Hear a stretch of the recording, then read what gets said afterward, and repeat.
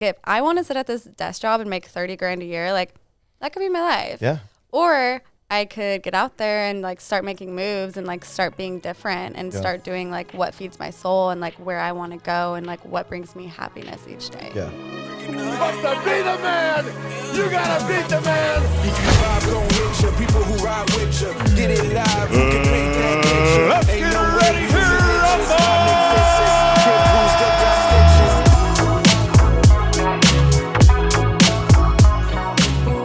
Okay, we're live.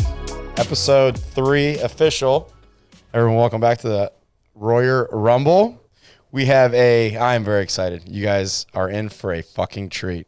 We have a very talented, entrepreneurial, beautiful, driven, motivated woman here. We have Jill Berger. Hi. And thank you so much for coming in. Thanks for having me. I am so excited for everyone to share, or everyone to hear, your story. Jill, I got introduced to Jill from a mutual friend, Jess, and she said, hey, you know, there's a girl that I don't know too well, but I have a very high level of respect for her, and I think that she would be great for the show. So I looked at your Instagram, and I was immediately drawn to some videos that you posted about you were very vulnerable. You shared some very intimate personal stories, but also on top of that, which we'll get into, you're entrepreneurial. I think it is awesome when I see anybody, no matter who they are, where they're from, man or woman, but to go against the narrative, so to speak, and be a woman and have your own business, I think is just incredible. So we'll speak on that too. So I guess without further ado, welcome to the show, Jill. Thank you. Okay, so let's go back as comfortable as you are. Let's talk about where you're from. Yeah. So I'm from Albuquerque, New Mexico. That's where I get a little bit of my weirdness from. Okay. Lived there for 18 years, went to school at Texas Tech, moved to Dallas right away, quit my job right away, knew that I couldn't work for somebody, and so I became a nanny. I started doing marketing for like restaurant owners and just like kind of getting to know business owners in Dallas. Realized I had a skill set with marketing, digital media. So I started my first company and just did marketing and PR for small businesses. Awesome. Had a bad client. Had a bad client? Bad client. Okay. Sketchy people. I should have known going into it. Sure. Nightclub, restaurateurs. Not a good situation. So yeah, I just realized like while I was pouring everything I had into this business, making them look cool, making people go. Mm-hmm. And I had this idea with Lushra. So Lushra, at the same time of doing this marketing, I was doing these engraving wine glasses on Etsy. Nice. So I was just making good side money, like just having fun with it. And then I realized that I had this idea with Lushra while I was half-assing both entities. Okay. So I decided to like go full in with Lushra, pivoted to do balloons, parties. Pandemic hit, so we had to completely halt operations, pivot to e-commerce in 2020. Okay. Blew it up 800%. I was like, whoa. It was over one weekend where we had like a couple influencers post for their kids' birthdays, and everyone was celebrating hard that time. So like this they is were during like, COVID? Yeah, during. What were they celebrating? Just birthdays, like at home. They couldn't do anything. Got it. So they're stuck inside. They couldn't do anything. Yep. So we had innovated a balloon garland kit. So just making this like, you've seen balloon installations at events. Yeah. Yes. I used to get it for my daughter every year for her birthday, like ages like 5, 6, and 7. And then she's like, stop doing this. She's like, no. But it was cool though. Yeah. We don't do the yard signs, but is that what you're talking about? I did a balloon archway for her birthday. Nice. And then tons of balloons for the house and for the party. But the archway I've done before. Okay. Yeah. So that product took off. So we became an e-commerce company as well. And so when events came back, we kind of had like two pieces of the pie, doing events and then also having an e-commerce side. So our e-commerce side consists of like DIY parties. So you have your DIY balloon kit. We have custom cups, napkins, vinyls, custom champagne labels, like everything you need to make your at-home party look really cool. That's awesome. So now we became known as just kind of like a party resource. And Yeah, that's a little bit about Lushra, starting that. We're turning 5 this year. Wow. So it's pretty surreal for me to like take a step back and just like kind of look at the team I've cultivated, the business that I've grown, and just like, I am really proud of it. Like, it's obviously like high highs and low lows, like, you know, being an entrepreneur. Yep. And just kind of getting through a lot of like slow seasons and just like persevering through that. Yeah. I mean, 5 years is definitely that's a big landmark. And plus it's an opportunity too, to really kind of look back, like last 5 years. I mean, you should do it every day, every month, every year, you know, how the last 2 years, 3 years, but 5 years is a big number to look back and look at the busy times, the slow times, what got you through the slow times. And that's a huge accomplishment. So kudos to you on that. Let's get to the name. So what inspired the name? Because it's a catchy, it's easy to say. It's kind of a sexy, like it's attractive, like Lushra. Yeah. Lushra. Okay. Lushra. Yes. So we started doing wine glasses. Okay. And so the word Lushra stemmed from the word lush. When you drink a lot of wine, you're called a lush. Yeah. So I was just like spinning off that word. Yeah. And so Lushra kind of just like popped into my mind, and it just it felt right. I love it. And it's so funny you alluded to Etsy. I remember during COVID, I would go on and get things from Etsy. And then I was like, what is this Etsy thing? And it's just very user-friendly app where I found out like a lot of stay-at-home people are just doing it out of their houses, which I thought was incredible. It's crazy. So that's kind of what helped maybe like inspire, catapult you to start Lushra? Yeah. Okay, got it. Yeah, like anyone can open a shop, figure out what they want to do. Yeah. So it was when I graduated, and I was literally making $30,000 a year. I was like, how do I make more money? I can't survive with this salary. Yeah. And all my friends were like starting to have weddings, and I had to get presents. And so I would like engrave like their date with like their names on it, and like make a cute little like memento for their wedding. Yeah. And then other people started like asking for it. So I started putting listings up, and it just kind of took off. It just kind of caught fire. Yeah. That is awesome. So as far as, let's go a little bit back. So Albuquerque, I've been to Albuquerque one time in my life. It was for a job. It didn't seem like there was too much to do there. Keep in mind I'm from Cleveland, Ohio though. So there's no shade being thrown. But I will say Breaking Bad is like top 5 best shows I've ever watched in my life. And that was filmed in Albuquerque. Mm-hmm. So does that give a pretty good understanding visual of Albuquerque, I guess? I feel like Breaking Bad paints Albuquerque in a very negative way. Right. But I love Breaking Bad, and I love New Mexico. I love the nature, and it is very different. It's slow paced. It's it's different for sure. Yeah. But I feel you mentioned like this where you like your weirdness from Albuquerque. So is it more artsy? Like, you know how Austin's like keep Austin weird? Is it kind of have a little bit of that? Okay.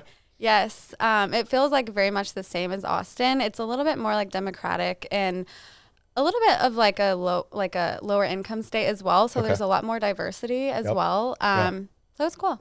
Yeah. Now, do you have any siblings? I do. I'm the youngest, and my siblings are here in Texas and Arizona. That's awesome. Yep. Very good. Okay. So Albuquerque, now Tech, I heard Tech's like the party school.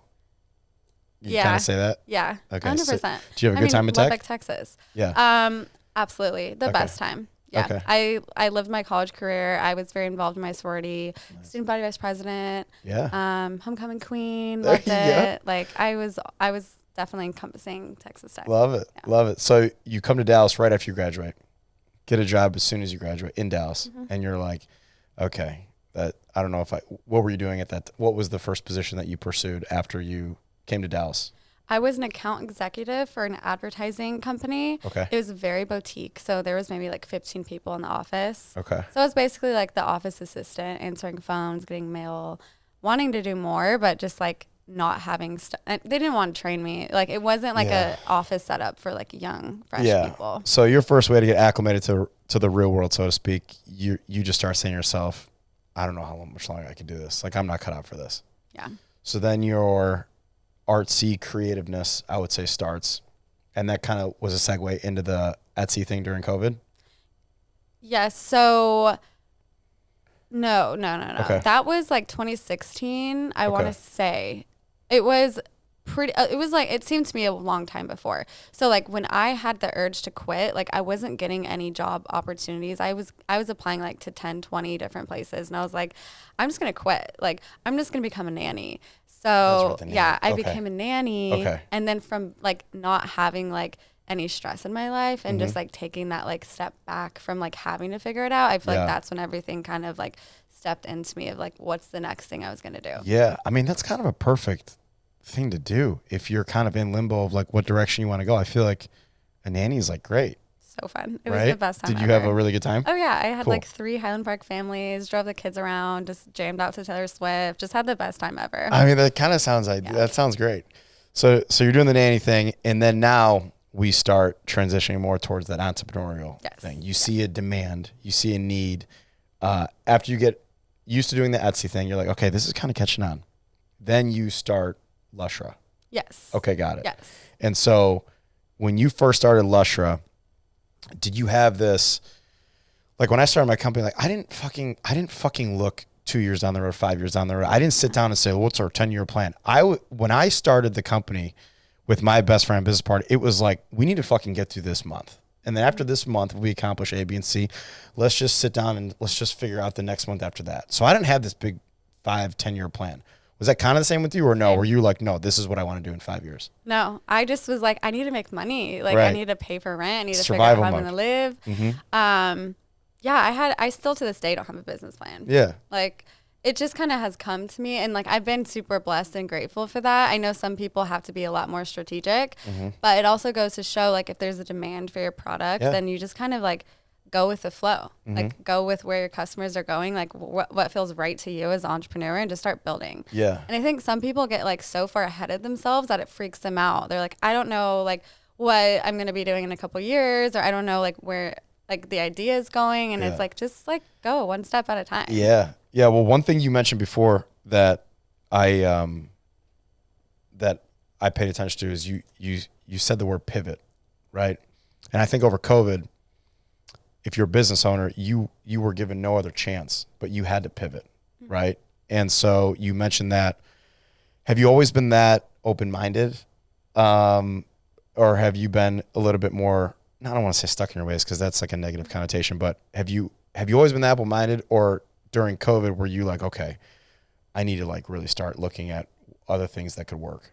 I've always been open-minded. But I think also like when there's like literally like a door in front of your face that you can no longer keep doing what you're doing. Like you're like, oh, like I literally can't go through this door. So like, where am I going to go next? Right. So that's where like, I remember the idea to like launch our e-commerce and go at it hard. Like I just like woke up in the middle of the night. I was like, yes, like this is what we're going to do. Like I've always wanted to do this. Like it's going to be so fun. Yeah. And I only had I had an intern and one other employee at the time. Okay. So like it was a no-brainer for me. Like I had to let go of my intern right away, but like I stuck with my girl from the beginning because I was like, hey, we're getting through this together. Like we're gonna be able to get through this. Yeah. So it was just kind of like it was there, and I took it, and like let's run, let's go. That's all. Now your intern, is that like one of your closest friends? No, okay. It was just someone who had applied for the season. Cool. And at first I was like really in my head and like sad about having to let her go. And I was like, what is she going to do during this time? Like I have no idea. Yeah. And it's like one of those things as a business owner, really like I have to eat first. Yes. And like, I can't take care of everyone unless like I'm taking care of myself. Yeah. Yeah. That's awesome. Social media, you have such a good social media. Thank you. Your creativeness, I think like truly, your social media is a testament to how creative you are. Did anyone teach you how to do that? Or did you just kind of just like we talked about before, like your customer base, like you kind of figure out what people are liking, what people are following, what people are gravitating towards? Did you kind of just figure that out? I definitely have so I have a marketing background. Right. So I feel like I just have always like been in it, been in the aesthetics as well. Yeah. So it's like a mix of psychology and aesthetics and design and figuring out what people are responding to and like how to showcase your brand in that way that people resonate. Yeah. And that's where I started my company too. The first one, like doing marketing for small businesses, because business owners, maybe like yourself, they're like, I don't want to do this. Yeah. So you're way like, too busy. Yeah. Absolutely. Yeah. No, so, I mean, how much of an impact would you say utilizing your social media has made with you growing your company as you reflect back in the last 5 years? Would you say it's been massive. Or okay? 100%. Okay. Yeah. And why is that? That's where people are. Like, it's the new website. Right. And unfortunately for us, we got our Instagram hacked for multiple months. And at the that time, could be fucking crucial. It was horrible. Well, like who would or like how did it get hacked or why? So or someone signed on from another country, posted child pornography. Oh my God. Yeah. I don't understand why people do what they do, but Instagram has no support. So we're like trying to figure out, and I had one girl on my team, shout out Sarah, who every single day just like wrote letters to like the Texas government, like contacted Instagram, like Meta, like every single day, and just trying to like get on Reddit, figure out how to get it back. Cause like it's just kind of gone. Like they're just like cut it off. It's gone. Thankfully we got it back, but it was really negative. How long did you go without? Over 60 days, like 67 days. Yeah. But you still had your personal Instagram though. Yeah. So did you just kind of push everything there? Not as much. I probably should be more like self-promoting, but no, I mean, talk about pivot. Like what? That's 60 days, and I don't want to like pour salt at open wound, but like what are you doing in those 60 days? Which, by the way, you don't know it's 60. It could be 600. You don't know. Instagram doesn't fucking give you a courtesy call like, hey, just to let you know we're looking into it, right? My thing got hacked. I don't want to put this away from you, but like my thing got hacked, and I've had hundreds of people report it, and then people were getting messages like, hey, just so you know, we got your report, but we're not canceling out this hacked account.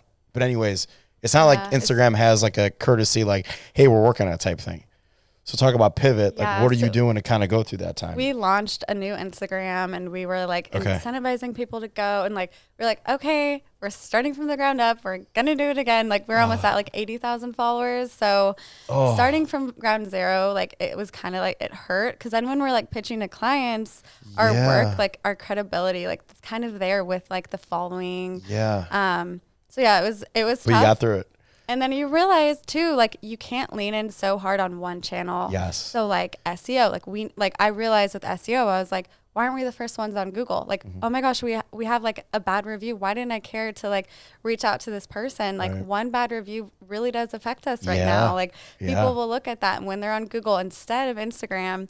And just like our email list, like we have a very good email list, and like our text, it's like, zone in on other activities and like don't forget about them, and don't lean in just on one platform, because it literally Instagram could still go away. Yep. Yeah. We could wake up tomorrow, Instagram could be gone, TikTok could be down. And to your point, if you're just so heavy in one thing, like you're kind of just shooting yourself in the foot, and you're in for, a rude awakening if you do that. So I think you're making so many good points on so many different topics to any entrepreneur out there about being open-minded, having the ability to pivot, not going so heavy into just one aspect. So 5 years, I mean, God, I'm so happy that you've got to this point. What do you really attribute? You're persistent. You're very persistent. You've got this like relentless like work ethic, right? Where do you think that stems from? Where do you think the core of your work ethic comes from? I definitely think my parents. I just come from a very hardworking family, and just have from a very young age just taught me about grit and never giving up. And if you want something, it's going to be hard, and it's not just going to be given to you on like a gold spoon. Like I didn't have a gold spoon growing up. So I think once I got into the real world and just realized like I can do whatever the fuck I want. Yeah. And it all depends on me. So like if I want to sit at this desk job and make 30 grand a year, like that could be my life. Yeah. Or I could get out there and like start making moves and like start being different and start doing like what feeds my soul and like where I want to go and like what brings me happiness each day. Yeah. I love that. I think that's amazing. So let's kind of transition a little bit, and we're going to go more towards on the personal side. One of the things that gravitated me towards you is how you've opened up. I mean, essentially your mind, body, and your soul towards some extremely unfortunate events, to say the least. But why don't you tell us a little bit about your personal background, and maybe some things that you have personally went through, you have gone through it, you have battled through it, you are on top of the mountain right now, and maybe kind of what got you out of maybe some hard times personally. Yeah. So, first, what kind of like made me want to share my story and be more vulnerable, I went on Shark Tank to pitch my business to the sharks. Shit. Yeah, it was an incredible experience. So Barbara was like, girl, like there's this fire. Wait, could we find like an episode? Like we could look it up and all that? No, they didn't air it. Oh, I'm so mad they didn't air it. Okay. I was really banking on that. But so she was like, there's this fire inside of you and I see that in you and you're just not showing this. Like, what's your story? Like, why are you here? And so from that moment, I was like, yeah, like I am a domestic violence survivor. Like I have gone through the worst pain and I've learned that if you don't celebrate life's highs, you're going to be stuck in the lows. So through creating Lushra, a celebratory company, like I'm able to help people celebrate their worth and help people celebrate these high moments and like just starting to lead with my vulnerability and realize like this story that I went through is my soul contract of like what I'm here to talk about, like what I'm here to speak for, what I'm here to stand up against. And by me being vulnerable and sharing my story of my vulnerability and what I've been through, and it's not about a trauma story for me, it's about a healing journey. So once you kind of make that flip of, okay, this happened to me and like processing it and the only way out is through. So like, it's not fun to process negative emotions, Sure. but to process it and to finally like, and it's an everyday thing. Like you have to just kind of like mentally like stay present in your day to day and like not let your past traumas affect you. But once you're kind of in that like present gratitude and you know, okay, I create my reality and I create my day. Right. Am I going to let this trauma affect my current relationships, my current state of mind? Right. Or am I going to be able to push through it and know this happened for me, like for me, not to me. Like, so now I have greater compassion. I have greater understanding of myself, of others. And when other people come up to me and say like, this happened to me too. Like, I'm like, I'm sorry that happened to you, but like, how cool is it that we're here today? Like, how cool is it that like we get to share like a hug and just be grateful that like we're survivors and like we are alive. Yeah. And I'm just fortunate that I do have this vehicle and this platform with Lushra and like all the girls on my team, like we all have stories, like we all are very like connected. And I just feel being vulnerable is like your strength. That's amazing. You said one thing that is such, I mean, I just got chills. It's like it didn't happen to you, it happened for you. Is that what you said? Yeah. And it's amazing how that's the wording. When you switch your mindset, it completely can rechange how your narrative and how you go about life, right? Like, are you the type of person that goes into work saying, what do I got to do today?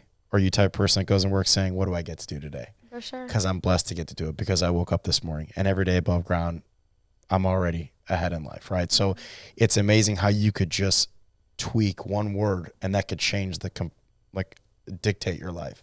So it is amazing how you live your life with such grace. And would you be comfortable sharing to the audience just anything about what had happened with your personal scenario? Yeah. So in my early 20s, I was in a 3-year-long physically abusive relationship. And the very end of it is a moment that I remember, and I will always remember, but it just woke me up in life. I was in the scary scene of the movie and the girl's getting her shit rocked by her boyfriend. And it took that moment for me to like just wake up and realize like, this is your life. Like, you are allowing this to happen to you. So what are you doing in this? Like, you're literally 20 years old. You have your whole life ahead of you. So once I realized what was going on and what was happening, and unfortunately it had to get to like a really bad place for me to wake up to it. And even from that moment, like I remember going to therapy with my partner and like trying to process and like figure it out, thinking like we can recover from this. Would you tell the therapist that it was going on? So the first time we sat down together and I talked about it, and we had like maybe an intern or someone from the university that wasn't really like qualified. So like, I think for whatever reason was flagged. Obviously it was flagged. So then I spoke separately with like one of the actual therapists at the school. She printed out the phases of abuse. the cycle of abuse. And she printed it out for me and showed it to me. And it was like, so like, oh my God, I'm in a physically abusive relationship. Like, how did I not see it? So I want to talk about it because once I posted kind of like what the cycle was, I had someone message me on Instagram and said that it saved her life. Like she didn't know that she was in one either. And it's, you don't know when you're in it. So phase 1 is the tension building. So when conflict happens and you kind of feel like this pot is stirring, phase 2 is the incident. So when the actual incident occurs, quickly moves on to stage 3. So the abuser's on their knees begging, denying that it happened, just talking through it with the victim, brainwashing them into like thinking it's their fault and then blaming themselves. Then after that, it's the honeymoon phase. So everything's perfect. The abuser is tiptoeing, being super sweet and loving, and then goes back to phase 1 where the tension builds. And then it goes back to stage 2, the incident. Cycle. So it's the cycle. Yeah. Oh. And there's really like, once you realize you're in a cycle, like that's when it really hits home of like, I'll never get out of this cycle. There's nothing, no amount of love I can give, nothing I can do to prevent this cycle from happening because it's not about me. It's about the abuser. Right. And once you realize the cycle, you realize you have to get out of it. Yeah. And so it's just important, like that information for me, like 1 in 4 women in the U.S. experience domestic violence, and actually 1 in 3 in Texas, even smaller. So it's just crazy. Like 20,000 calls are placed the National Domestic Violence Hotline every day. Do they have the infrastructure to support these calls? I mean, a lot of fucking calls. It's a lot of calls, 20,000 a day. So what's the protocol? I have no idea. I do know, like, our partners here in Dallas, they're Genesis Women's Shelter. They provide safe homes. So if you're in a situation, like, there are so many resources. So in Dallas, like, if you call and you need a safe spot, like, they have a full team to get women to safety. So they provide safe homes that protect them from their abuser, and start over their lives. And it's like a long period of having to start over your lives. Wow. That is crazy. So you get through this. God, you are so fucking strong. Thank you. For breaking the cycle, right? And you get that resilience just where did you find the inner strength to break the cycle? I want to know that. Girls need to know that. What inside of you said, this is my threshold? What do you think did it? I remember my therapist told me you can kiss a frog 100 times, and the 101st time you kiss him, like, he will still be a frog. Like, he's not turning into your prince. And that really hit hard for me because I was like, oof, like, I keep thinking this is going to work for me. And this person is never going to be my prince. Yeah. Like, I am young. I have my whole life ahead of me. And when I was falling asleep to him kicking me, it was my final instance of, what are you doing, Jill? Like, get out of this. You know you're in this, and you need to move on from this. You're too good for this. So you did it, and you are fucking thriving. Thank you. Look at you. It's highs and lows, but I definitely feel good about it. Yeah. Absolutely. I mean, have you been asked to speak on like really big platforms? And I mean, I could see you talking to like thousands of women and getting like a standing ovation when you share your story. So have you been asked to do that, or is that something that you think might be an avenue that you might want to pursue someday? Yeah, I think so. I think as I get more confident with my story, and like, that's why, like, I say yes. Like, I wanted to say yes to your podcast. Yeah. So I was like, yes, like, I love using other people's platforms just like to shed light on what I feel passionate about and what I feel my purpose is here. Mm-hmm. So yeah, I would love to. So just kind of when that opportunity presents itself, that's amazing. Open. And so, I mean, going through the business, starting the company, I mean, and again, I'm only using these words because I'm going back to what you had said previous. Didn't happen to you, it happened for you. So like, when you went through, and we small business owners, you're going to go through tough times all the time, every day. But when you go through these tough times, do you almost look at it like you're fucking nothing? I'm talking about when you're a business owner and you're operating and you're going through highs and lows. When you're going through the lows as a business owner, do you think subconsciously sometimes you look at the hard time you're going through in your business, like you might be hard today, but you are nothing compared to what I've been through. So like, I got this. Yeah. Do you think that's?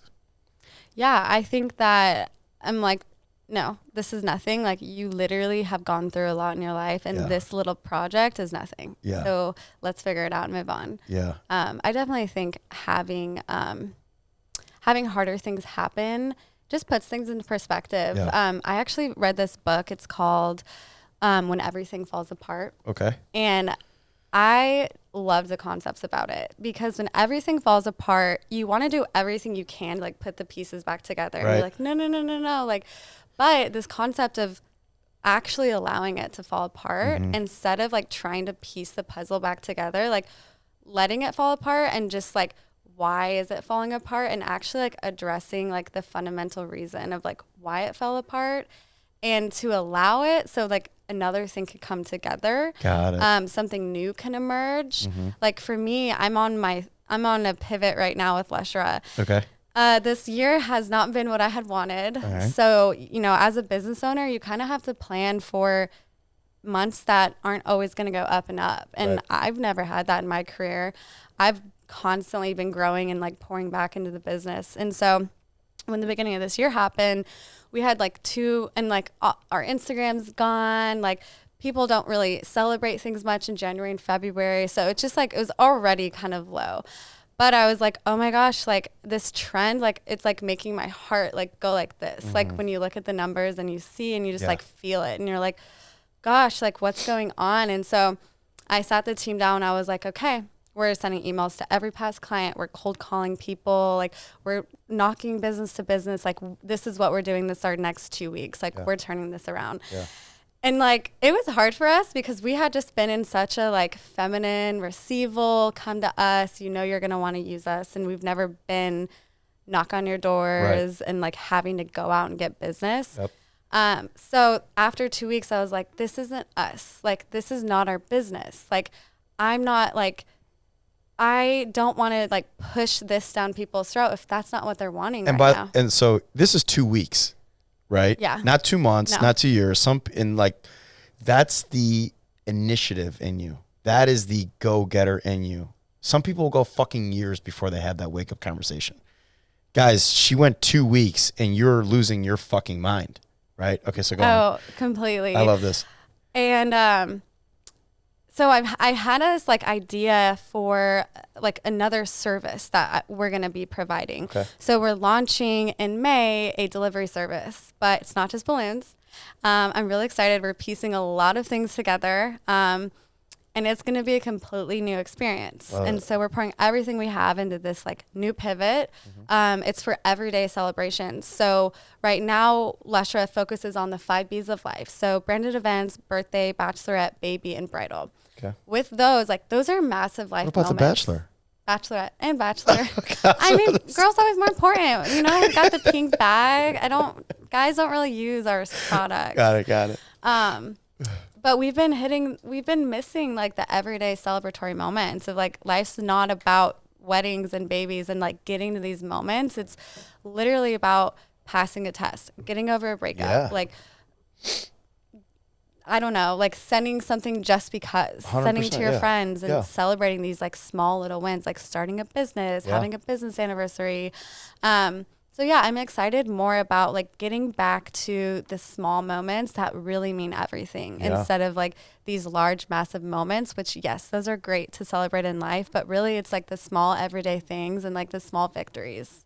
You could push a lot more volume. You can appease, you can apply to a lot more things. Right.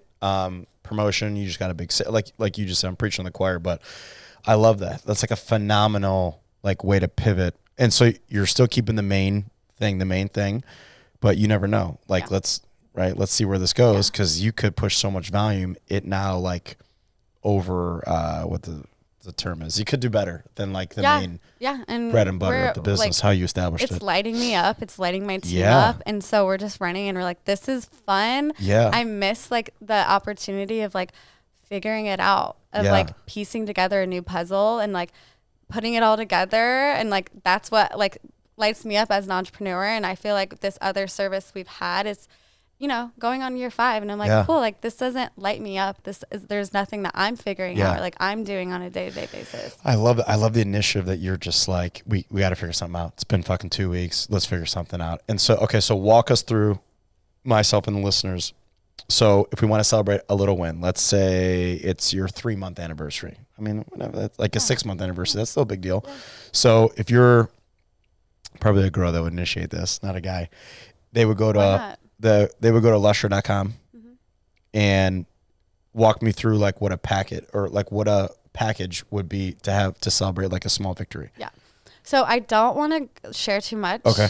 Because I want it to be exciting. Got it. But I do want to tease that it's customizable and it's more than just balloons. So when you think of like a celebratory send, there's sweets, there's treats, there's floral, like there's multiple components that you can pick and choose from. Yeah. But I don't want to share too much. Yeah, no, that's cool. Because I look at it from an outsider looking in. I think like if I was to celebrate something or send something to somebody, I mean, let's just break it down, right? Yeah. It's either fucking flowers or it's like, I don't know, like tip treats. I've never gotten tip treats. Really? Or it's like a one-off.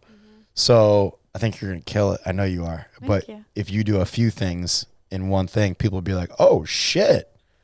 Is that kind of like the premise behind it? And it's really all about like the aesthetic of just like getting this package. Well, on it. It's beautiful. Yeah. So customizable, like you said. So it's not like a generic, like, hey, here you go. It's congrats, such and such, or I love you, such and such. Yeah. I love that.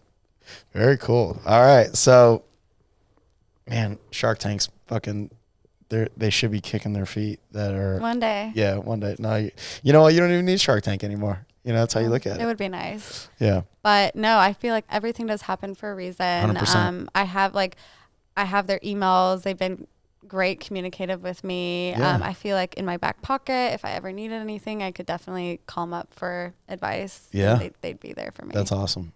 That is so cool. Well, I love that. I mean, listen, I'm inspired. I absolutely love your story. It is such a testament to how strong, tough, resilient you are, and unfortunately your story relates to a lot of people. So I think that it's so important for people to know that you're not the only one. It's okay. Talk about it. Reach out to somebody. Yeah. And I love everything you're about. That's awesome. Thank you. Thank you so much for coming on. We got a few rapid fire questions. Wait, hang on. All the single guys are going to kill me if I don't ask. So what's the dating life going on in Dallas right now?